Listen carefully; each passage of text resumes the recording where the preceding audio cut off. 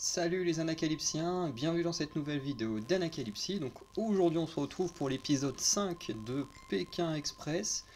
Du coup je tiens avant de débuter la vidéo à m'excuser parce que cette vidéo là du coup va sortir assez tard. Bon, je pense qu'elle va quand même sortir vendredi, du coup aujourd'hui, mais je pense plus tard que d'habitude, puisqu'habituellement j'ai quand même le temps de regarder l'épisode le jeudi soir. Et du coup, je fais vite fait le montage le vendredi matin, et du coup, je publie la vidéo le vendredi matin, ou midi, ou plus tard. Mais c'est vrai que là, hier, enfin, cette semaine, ça a été une grosse galère avec mon téléphone qui m'a lâché, j'ai dû en racheter un nouveau. Du coup, nouveau téléphone avec lequel j'avais beaucoup de problèmes, alors que j'ai acheté un téléphone neuf, mais qui fonctionnait pas sur beaucoup de choses. Donc, obligé de le changer ce matin. En plus, hier soir, j'étais en soirée avec des potes, donc du coup, bah, j'ai pas pu voir l'épisode hier soir. Bon, au moins, l'avantage d'avoir un téléphone qui fonctionne pas bien, c'est que, bah, au moins, j'ai pas pu me faire spoiler sur ce qui s'est passé hier soir. Ça, on va dire que c'est au moins l'avantage d'un téléphone tout pourri qui fonctionne pas. Du coup, bah, ce matin, j'ai dû aller en service après-vente, changer à nouveau de téléphone, qui au moins celui-ci que j'utilise actuellement fonctionne déjà mieux. J'ai même l'impression que la qualité de vidéo est quand même un petit peu mieux que celle du téléphone que j'avais bah, justement pour la vidéo de koh. Donc voilà, déjà rien que moi, là je vois que c'est un peu mieux. C'est peut-être pas aussi bon que mon ancien téléphone, mais bon. Après, pour l'instant, il faudra faire comme ça. Donc voilà, donc là j'ai dû regarder l'épisode en début d'après-midi, donc vous aurez sûrement l'épisode fin d'après-midi ou ce soir, mais je vais essayer de faire le montage au plus vite une fois que j'aurai fini d'enregistrer ce son. Bref, épisode 5 que j'ai trouvé très bon, peut-être pas aussi palpitant que d'autres épisodes, mais je l'ai trouvé plutôt pas mal quand même. Du coup, on débute la partie au Paraguay, donc c'est plutôt cool. On change enfin de pays parce que on a quand même fait 4 étapes en Bolivie, je crois. Donc c'était quand même très long. Ouais, c'était ça, bien en Bolivie. Je trouvais que c'était quand même assez long, 4 étapes dans un même pays, en sachant que voilà, Pékin Express, c'est pas comme koh où il y a minimum 13 épisodes. Pékin Express, il y a toujours un peu moins d'épisodes, donc je trouvais que c'était un petit peu long de rester en Bolivie aussi longtemps. Mais là, au final, on est au Paraguay, donc voilà, surtout qu'il reste encore 5 équipes. Non, 6 5 5 6 équipes. Donc voilà, après il y a encore le Brésil, donc je sais pas combien ils vont être au Brésil ou s'ils vont être très peu pour le Brésil, enfin bref, je sais pas, bon je pense qu'il y aura à nouveau au moins une enveloppe non éliminatoire encore au moins avant la fin. Je pense que ça en fera deux. Mais voilà, on verra bien. Nathalie et Angie découvrent leur handicap, donc qui est Étienne, ça on l'a tous très bien vu la semaine dernière dans le teaser. Et Étienne aura la mission de sauver le binôme d'inconnus, en faisant le stop à leur place, en cherchant une habitation à leur place, en gérant la nourriture. Bon, là, il n'y a pas eu trop d'apport à la nourriture, donc bon, ça va. Et de participer aux missions. En plus, il y a eu beaucoup de missions entre la voiture interdite. Bah, ils n'ont pas été qualifiés pour l'épreuve d'immunité, mais il y aurait pu y avoir pour l'épreuve d'immunité. Enfin bref. Par exemple, s'ils vont au duel final, bah, du coup, c'est à Étienne de faire le duel final à leur place. Voilà un petit peu la mission de Étienne sur toute cette étape. Du coup, l'étape débute en calèche, donc première mission. Pour partir, en gros, il y a une personne alors, j'ai écrit qui conduit la calèche. Je pense pas qu'on conduise vraiment une calèche, qu'on dirige la calèche, je sais pas trop comment on dit. Bref, qui tient les rênes des chevaux pour avancer la calèche. Et du coup, la deuxième personne derrière doit monter une tour de 60 pièces en bois. Et en gros, dès que la tour est montée, l'autre peut faire avancer les chevaux. Et si une pièce ou minimum une pièce tombe, faut refaire la tour et du coup bah, s'arrêter, refaire la tour, repartir et ainsi de suite. Et le tout sur 1 km, je crois que j'ai noté, donc 1 km. Donc voilà, comme d'habitude, les sœurs vont partir assez vite, mais vont se faire rattraper très rapidement par le binôme d'inconnus, dont c'est justement Étienne qui doit tenir les rênes pour les chevaux. Euh, à côté de ça, on a Xavier qui va très vite comprendre que pour bien gérer les chevaux, bah, il faut pas les énerver, contrairement par exemple à Paloma et Jason qui n'arrêtent pas de s'énerver, ou Shirin et Alexandre qui ont tendance à rapidement s'énerver et que du coup bah, les chevaux bah, voilà, vont un peu prendre de cette énergie et également avoir une, entre guillemets, une mauvaise énergie et pas forcément bouger lentement et tout, parce qu'ils disaient quoi, ils avaient le cheval blanc qui mettait des coups de tête sûrement à l'autre cheval ou on ne sait quoi, enfin bref, qui était pas très calme, donc le caractère des gens aux alentours des animaux peut également jouer sur le commentaire des animaux, et ça Xavier l'a très bien compris, et lui il va se mettre à chanter, et en fait il va chanter aux chevaux, et justement ces chevaux vont avancer bah, plus calmement, ce qui va notamment permettre à Xavier Sin de gagner jusqu'à 2 ou 3 places alors qu'il partait dernier, donc c'est plutôt pas mal. Qu'est-ce que j'ai envie de dire d'autre? Donc les inconnus Étienne finissent en premier l'épreuve, mais ils vont totalement galérer sur la partie mince, du stop, parce que du coup c'est à Étienne de faire le stop, sauf qu'il ne parle pas un mot d'espagnol, donc pour lui c'est hyper dur. Alors il y a Angie ou Nathalie qui lui dit des phrases et qui le répète aux gens, mais ça n'aide pas plus que ça à prendre une voiture. Du coup, les sœurs finissent cette épreuve de la calèche en deuxième position et prennent quasiment aussitôt une voiture. Et c'est pareil pour Clément et Evelyne qui finissent également l'épreuve en troisième et prennent également une voiture. Et de mémoire, quasiment tout le monde quasiment prend une voiture avant les inconnus et Étienne, parce que Étienne il galère beaucoup trop à prendre une voiture.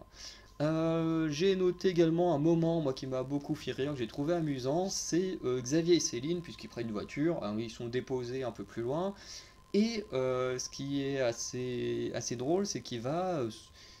En fait, ils sont dans un endroit où il n'y a pas énormément de voitures qui passent, et là, ils se retournent et ils voient une sorte de. Comme une petite scène, et puis il y a plein de mots écrits avec le mot disco, et puis là, il va partir en mode discothèque, il va monter sur la scène, il va se mettre à encourager Céline pour travailler. À sa place pendant que lui il fait le show parce qu'il y a un petit bar à côté et puis il y a des enfants qui regardent et tout. Et c'est marrant parce qu'après il y a une petite réflexion de Céline en mode ouais, là Xavier il est comme au boulot où il passe un peu partout, il se promène un peu partout et puis c'est nous qui faisons tout le travail. Je trouvais ça plutôt marrant, un petit pic comme ça envoyé au patron. Voilà, alors moi je serais peut-être pas à foutre des pics comme ça à mon patron en sachant que bah, dans quelques jours on va retourner au travail et Pékin Express c'est fini donc voilà, il reprend son poste de réel patron. Mais bon, Xavier a quand même l'air d'être un patron plutôt cool.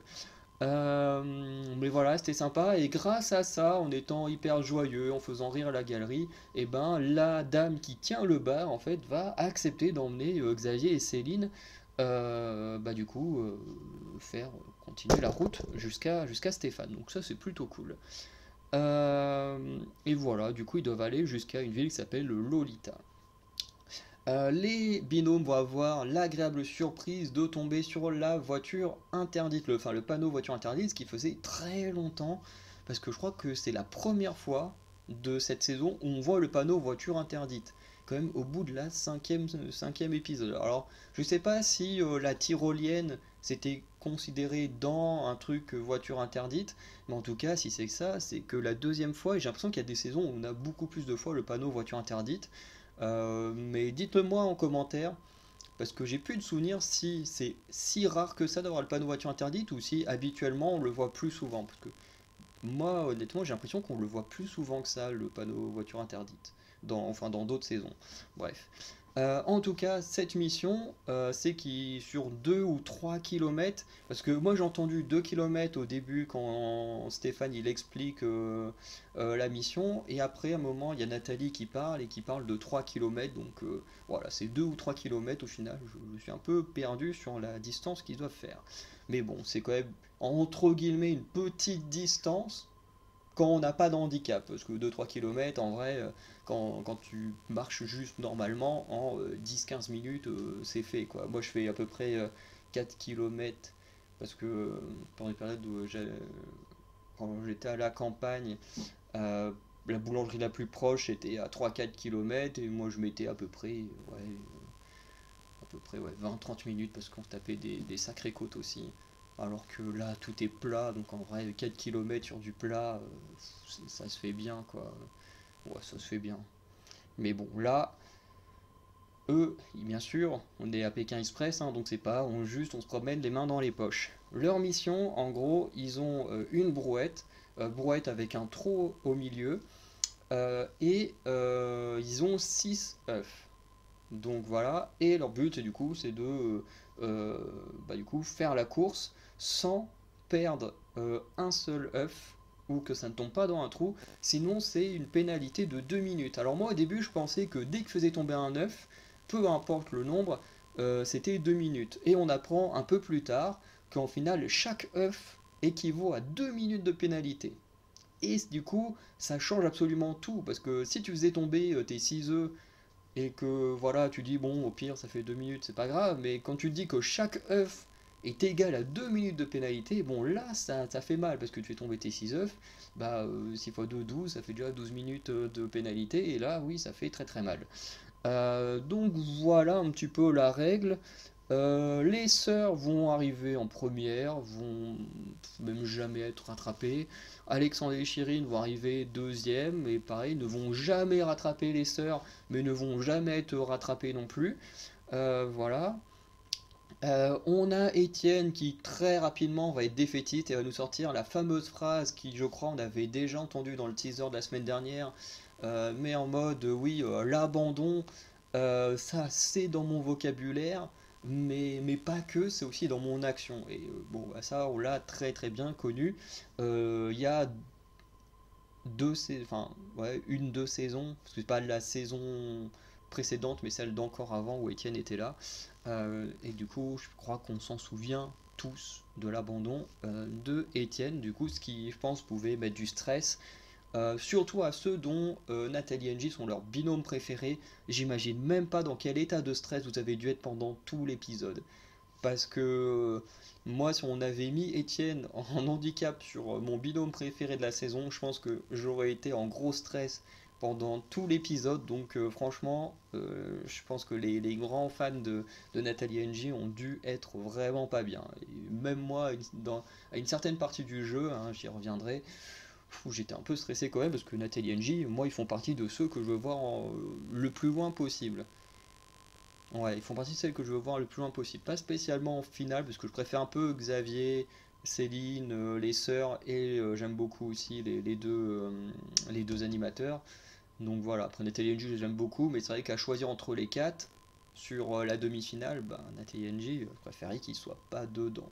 Voilà, même si je les aime beaucoup quand même.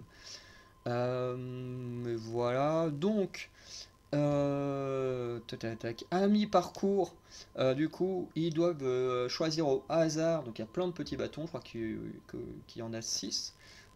Et chaque bâton équivaut à un chiffre. Donc soit plus, pardon, plus un chiffre, donc c'est des œufs à rajouter dans la brouette, soit moins quelque chose, enfin moins un chiffre, et du coup ça fait des œufs en moins sur la brouette. Donc j'ai eu le temps de tout noter, ce qui est plutôt pas mal parce que Stéphane il a tout envoyé à la suite, donc ça a été compliqué, mais j'ai réussi à bien m'en souvenir. Donc les sœurs, elles arrivent en première, elles tombent sur le plus 1, donc se retrouvent avec 7 œufs. Ensuite Alexandre et Chirine tirent le plus 3, donc se retrouvent avec 9 œufs. Paloma et Jason arrivent en 4, non en 3, et tirent le plus 6, donc se retrouvent avec 12 œufs, donc eux ils ont le max. Xavier et Céline tirent le moins 5, dont eux ils ont le max, mais dans le sens inverse, donc surtout avec un seul œuf. Eblin et Clément tirent le moins 1, donc surtout avec 5 œufs. Et on a Nathalie, Angie, Etienne, donc qui sont en dernier, qui tirent le moins 3, donc se retrouve avec seulement 3 œufs. Voilà. Comme d'habitude, les filles finissent première, voilà, donc immunisées. Donc je suis hyper content parce que la semaine dernière, l'épisode pour les sœurs, ça a été une catastrophe. Elles ont été vraiment mauvaises. Voilà, en plus je peux me permettre de le dire parce que c'est mon binôme préféré, mais franchement la semaine dernière elles ont été plutôt, voilà, plutôt pas bonnes, hein, voilà, faut le dire. Et là elles se rattrapent super bien, elles arrivent premières, tranquille, elles sont direct qualifiées pour l'immunité, donc plutôt content. Euh, Ensuite, comme je disais, Alexandre et Chirine, bah, ils n'ont pas été rattrapés, ils ont ni rattrapé les filles, donc ils arrivent deuxième, donc qualifiés également. Et du coup, tout se joue pour la troisième place entre Xavier et Céline et Jason et Paloma. Le truc, c'est que Jason et Paloma, ils ont 12 œufs, euh, et, euh, et Xavier et Céline, ils en ont qu'un seul. Et du coup, ben forcément, Xavier et Céline, comme ils en ont qu'un, c'est plus facile de gérer un seul œuf que 12. Donc, ben, eux, ils vont beaucoup plus vite. Ce qui, du coup, met énormément de pression à Paloma et Jason, qui, déjà depuis le début de l'épisode, ont déjà du mal à se coordonner. Ils se disputent vraiment beaucoup. Voilà, ce qui est assez dommage, parce que je pense que s'ils étaient plus calmes et un peu plus coordonnés, je pense qu'ils pourraient aller un peu plus loin. Mais du coup, ben forcément, Xavier et Céline vont repasser, enfin vont passer devant et tout simplement vont se qualifier pour l'épreuve d'immunité. Et du coup, bah, je suis plutôt très content parce que bah, j'avoue que parmi tous ceux qui restent, Paloma et, et Jason, c'est peut-être le binôme qui m'intéresse le moins. Bref, et là je suis un peu bloqué parce que j'ai plus beaucoup de batterie sur mon téléphone et. Hop là, je fais ça 2 secondes. Hop là, alors c'est toujours un bordel pour faire des vidéos. Franchement, la mise en place, c'est insupportable. Hop là. Tac.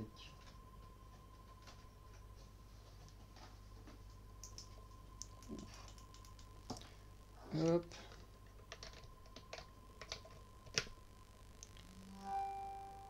Bon.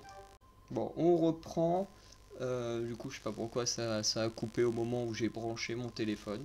C'est bizarre. Normalement, ça devrait juste se mettre à charger, mais je sais pas, il m'a coupé la vidéo. Du coup, voilà, comme je disais, Jason et Paloma se sont beaucoup énervés, ont été moins concentrés que Xavier et Céline, mais qui en même temps avaient moins d'œufs, donc pouvaient aller plus vite et avaient moins de chances de le faire tomber. Et du coup, ben, Xavier et Céline se qualifient pour la quatrième, enfin je veux dire la quatrième étape, n'importe quoi, se qualifient pour l'épreuve d'immunité.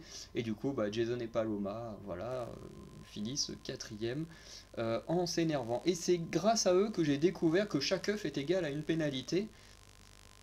Parce que du coup, en se faisant rattraper, ils vont avoir un gros coup de stress. Du coup, ils vont renverser quelques œufs et Jason, il va s'énerver, il va mettre un coup de pied dans la boîte, ce qui fait qu'il va renverser absolument tous leurs œufs.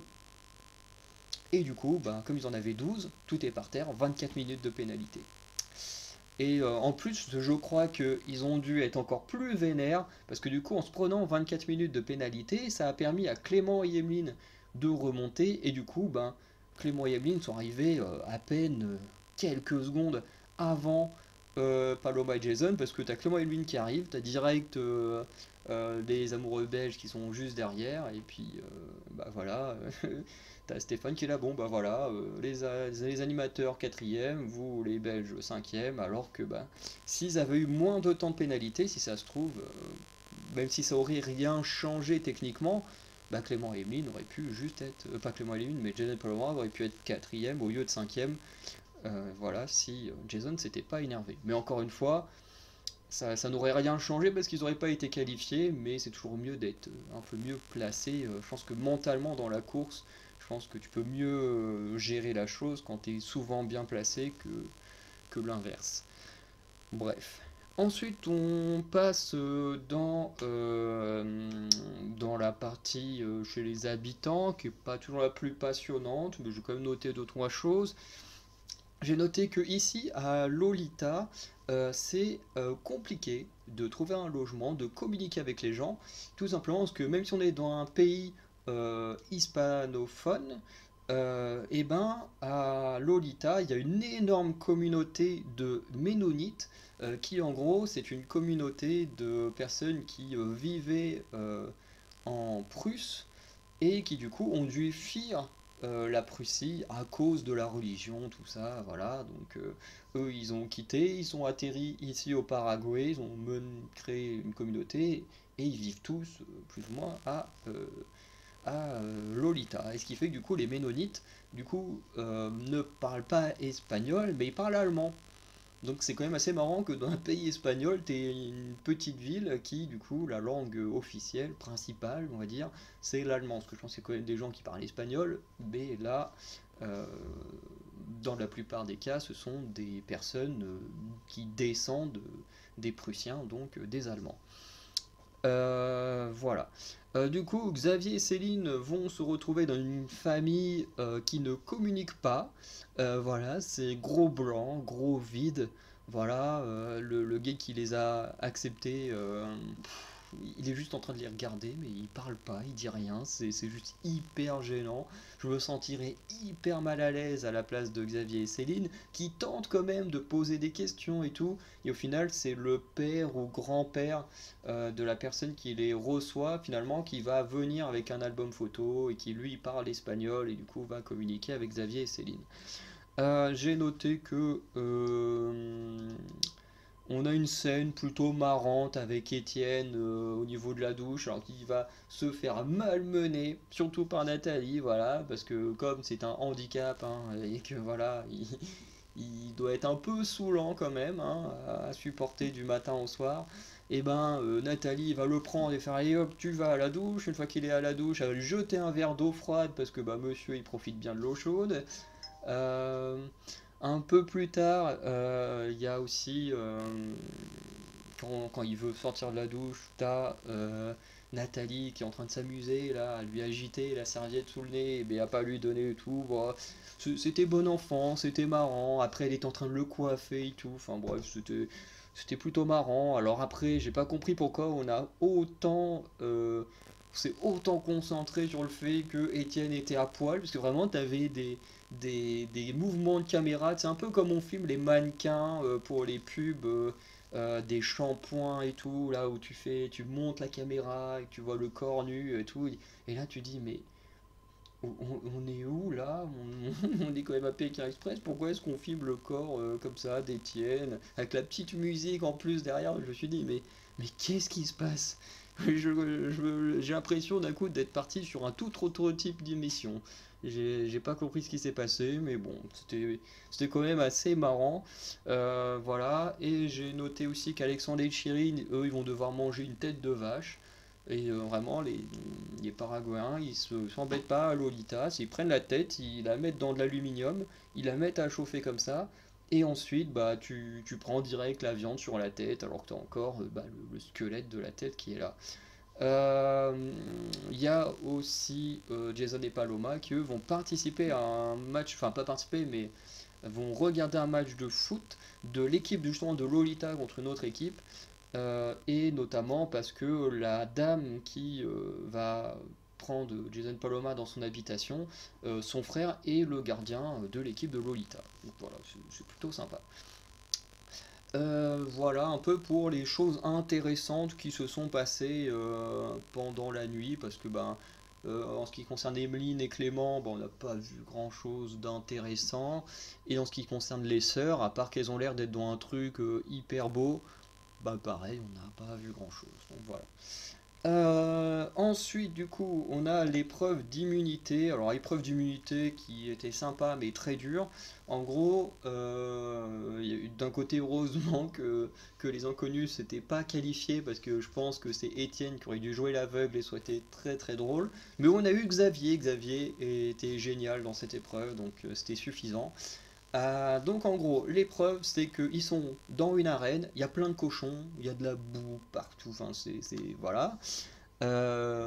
Et du coup, tu as un membre du binôme qui est aveuglé, qui est dans l'arène avec les cochons, et sa mission c'est d'attraper le plus de cochons. Donc le premier en gros qui en attrape deux, il a gagné.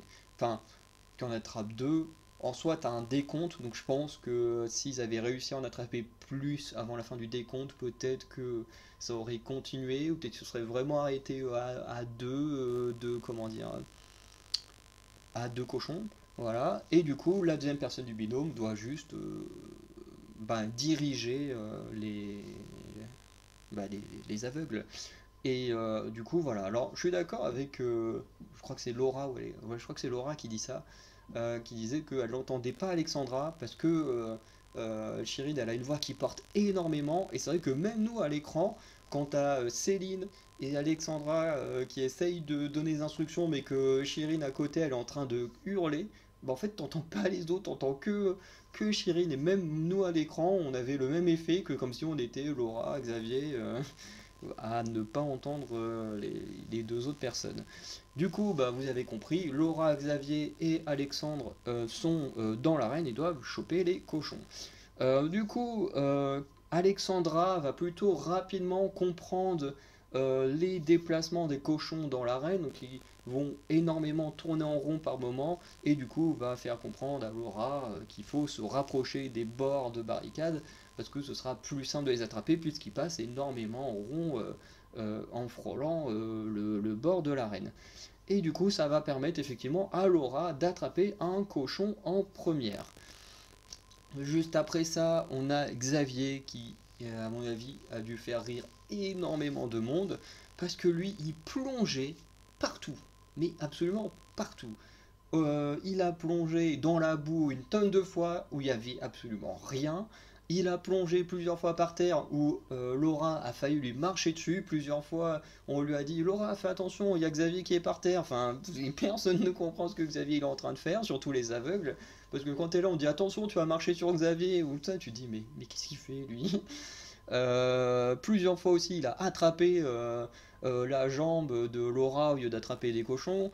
Il y a aussi un moment où il attrape la jambe d'Alexandre au lieu d'un cochon. Enfin bref, il attrape tout ce tout ce qu'il peut essayer d'attraper. C'était vraiment très drôle. Bien sûr, malgré cette stratégie plutôt aléatoire, ça va quand même permettre à Xavier d'attraper un cochon et de marquer un point pour son équipe. Et du coup, quelques secondes, je crois même à peine une dizaine de secondes avant la fin du décompte, du coup Laura va réussir à choper un deuxième cochon et du coup les sœurs sont immunisées. Pour mon plus grand plaisir, parce que bah, moi ce sont mes favorites.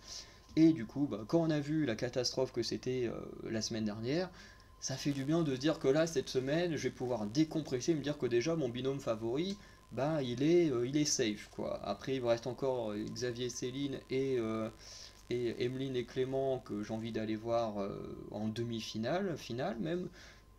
Mais enfin face aux sœurs, hein, donc que l'un des deux, ces deux binômes-là, soit face aux sœurs en finale, ce serait la perfection pour moi. Mais bon, on sait que les sœurs sont en alliance avec les inconnus que moi j'aime bien, mais que j'ai pas spécialement envie de voir en finale, et Alexandre et Chirine, que bah, du coup, eux, je suis pas fan du tout. Donc voilà, c'est un peu dommage que mon binôme soit préféré soit en alliance avec bah, des binômes que. Bah, les deux autres binômes que j'ai pas spécialement envie d'aller voir le plus loin possible. Même si je serais quand même content pour les inconnus si elles allaient très loin. Et du coup, voilà. Ensuite, on reprend la course avec la roulette infernale, concept que j'ai bien aimé, mais que j'ai trouvé pas assez long. Enfin, pas assez long dans le sens où en fait, on a eu que deux roulettes, donc deux actions à faire, mais on s'est beaucoup concentré sur l'humour, sur voilà comment ils galéraient à prendre des voitures ou des choses comme ça, alors que j'aurais peut-être aimé qu'on passe un petit peu moins de temps là-dessus, mais qu'on ait peut-être un troisième gage, ou enfin une troisième action, une chose comme ça, parce que j'ai trouvé que deux, c'était pas beaucoup, surtout techniquement, ils ont toujours une centaine, voire des fois un peu plus de kilomètres à faire. Donc j'aurais peut-être préféré que voilà, il y ait un peu plus d'action et qu'on se concentre un peu moins voilà, sur les galères et l'humour qu'il peut y avoir autour de la route infernale. Même si en soi j'ai trouvé ça très très bien, Mais voilà, j'ai trouvé qu'on étire un petit peu trop sur l'humour, sur comment il galérait, plutôt que d'essayer de mettre un autre gage, parce que genre le gage, genre de se dire, bah voilà, tu peux prendre voiture que si c'est quelqu'un de moustachu, mais j'aurais tellement kiffé voir ça, parce que ça aurait été tellement drôle de se dire, bah tiens, je peux monter avec toi juste parce que t'as une moustache, enfin, j'aurais trouvé ça tellement marrant que voilà, bon, bah, on n'a pas eu ça, mais bon, c'est comme ça. Du coup, pour la première sonnerie de balise, euh, ah oui, juste avant, quand même, ça m'a fait marrer parce que t'as Stéphane qui explique les règles justement de la roulette infernale et qui dit à Étienne, est-ce que vous avez bien compris les règles et tout? Et puis il fait, oui, oui, pour une fois c'était facile, j'ai bien compris et tout. Et du coup Stéphane il fait, bah vas-y, répétez-moi la règle. Alors ça c'est vraiment le truc des profs, quand un élève qui a pas envie de parler, il dit oui, j'ai compris, puis que le prof, il est là en mode, bah vas-y, explique-moi, vas-y, dis-moi, qu'est-ce que ça veut dire et que bah, du coup, souvent, la plupart des étudiants se retrouvent dans la merde hein, quand cette situation arrive, mais Étienne avait bien compris la règle, donc voilà, il s'améliore le garçon. Euh, et du coup, voilà, ensuite il commence à partir, il commence à faire du stop, et dès que la balise sonne, ils doivent sortir de la voiture dans laquelle ils étaient actuellement, et une fois sortis de la voiture, du coup, ils doivent suivre les règles de la roulette infernale. Donc la première règle, c'est qu'ils doivent faire le stop en chantant. Et ils doivent parler entre eux en chantant. Voilà, chose que je retrouvais insupportable, enfin insupportable dans le sens où je déteste chanter. Alors moi, si j'avais été à leur place, qu'il aurait fallu que je chante, ça m'aurait fait énormément chier, honnêtement. Voilà, après j'aurais suivi la règle comme tout le monde, mais ça m'aurait bien fait chier de devoir chanter. Du coup, les meilleurs sur cette partie-là, c'est Clément et Emeline, hein, parce que eux, ils sont habitués à chanter, ça les éclate, donc eux, c'est plutôt la routine pour faire le stop. Les autres vont un peu plus galérer, mais vont plutôt s'en sortir. Par contre, ben, ceux qui vont avoir un peu plus de mal, c'est Nathalie et Angie, parce que bah, comme on le disait, Étienne, il n'a pas un très bon espagnol, et je le comprends, hein, moi mon espagnol il est nul à chier, donc à sa place j'aurais été autant dans la merde, mais là faut parler espagnol, faut chanter aussi, donc c'est vraiment une double peine pour le binôme d'inconnus. Mais voilà, les sœurs vont faire la bonne action de l'épisode, c'est que comme les deux binômes sont au même endroit, elles sont immunisées, donc elles se disent on s'en fout, si on arrive dernière, nous, on est tranquille, dans tous les cas on est immunisé, donc il nous arrivera rien, on est déjà qualifié depuis hier, enfin non, depuis ce matin, donc voilà, ils sont en mode voilà, on est tranquille. Et du coup, ils vont décider d'arrêter une voiture et de faire le travail d'Étienne.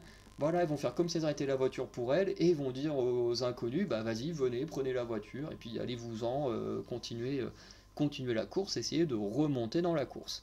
Voilà, alors bien sûr, c'est quand même plus ou moins stratégique parce qu'on sait que les sœurs sont en alliance avec le binôme d'inconnus, mais ça n'empêche qu'elles auraient très bien pu ne pas le faire, donc bravo à elles. Voilà, elles arrêtent les voitures pour les autres maintenant, elles sont tellement douées au stop que voilà, elles font le travail pour les autres. C'est assez marrant. Bon, même si techniquement Angie et Nathalie sont bonnes au stop, mais bon, comme là c'est Etienne qui doit le faire, voilà. Ensuite, un peu plus tard, la balise sonne une deuxième fois, et cette fois, la règle est totalement l'inverse. Cette fois, c'est le silence complet. Ils ne peuvent plus parler, que ce soit entre eux, avec les chauffeurs. Et là, c'est beaucoup plus dur de prendre une voiture. Alors, on ne sait pas trop qui a été meilleur pour prendre une voiture dans le mode silence. Parce que on nous a plus ou moins montré en même temps tout le monde prendre des voitures et tout, donc on n'en a pas eu plus que ça à ce moment-là.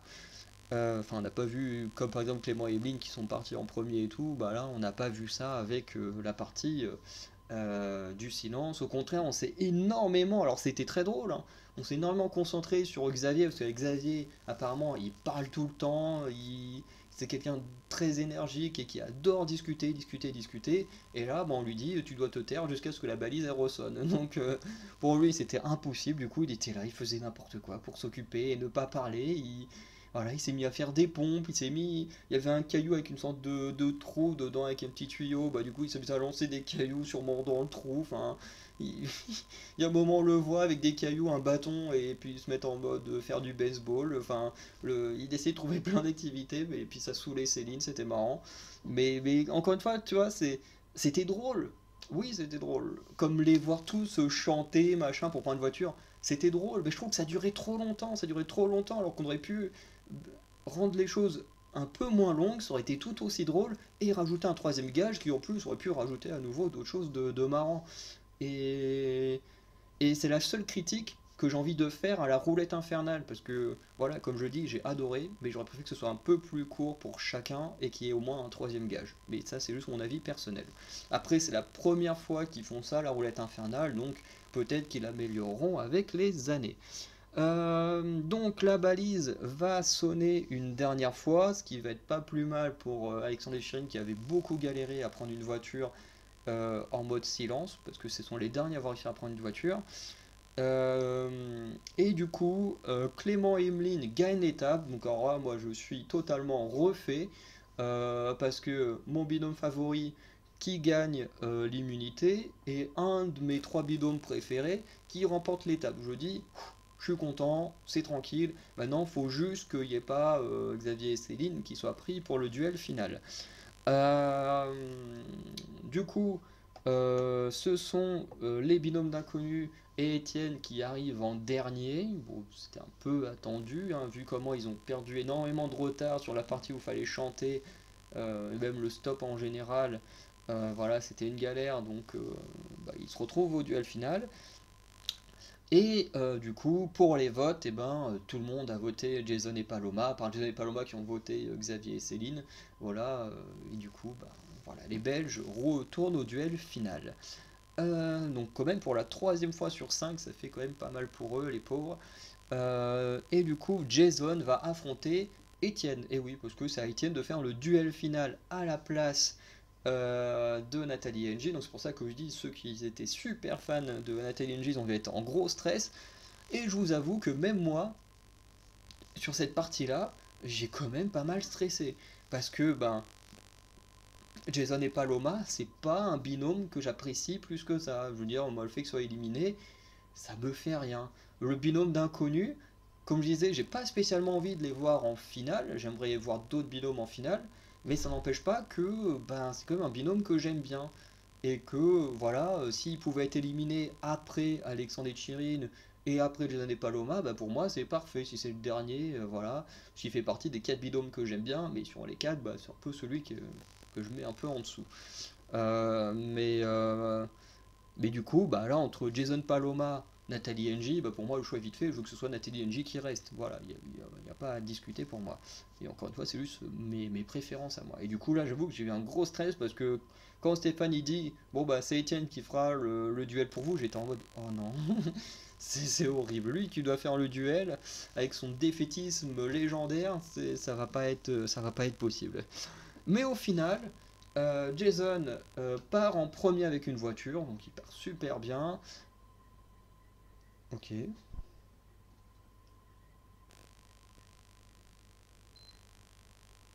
Donc lui, Jason, il part super bien pour la course. Bon, je sais pas ce qui se passe, j'ai perdu ma lumière. Lui, du coup, il va arriver en premier à l'épreuve. Et du coup, l'épreuve, c'est un... Alors c'est comment? Les mots mêlés? Ouais.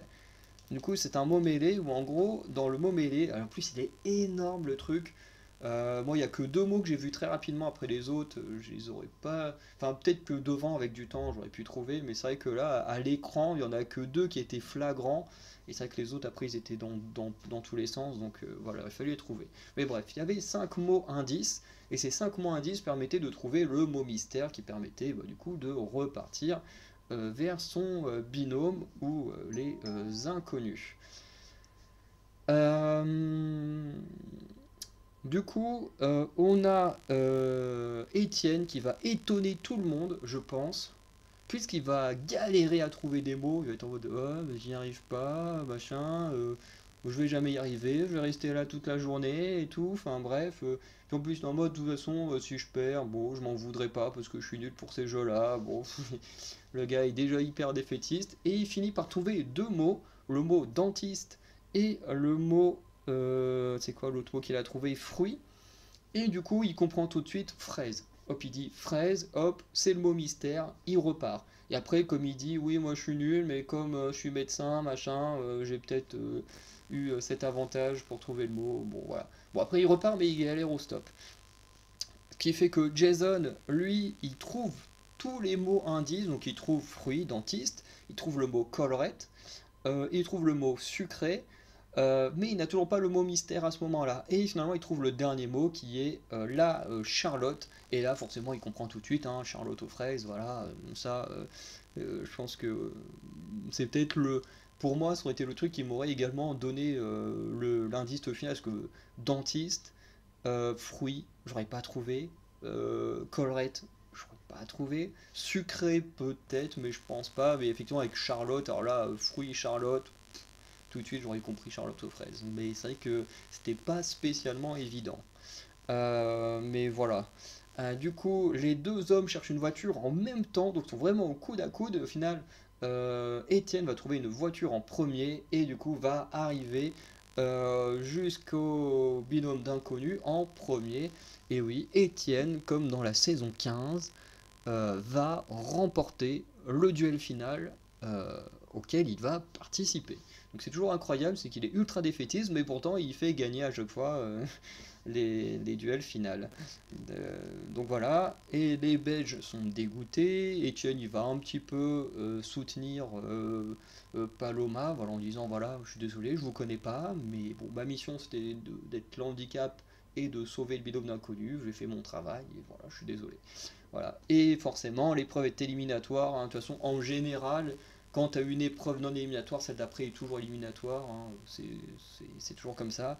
Donc voilà, c'est fini pour les Belges.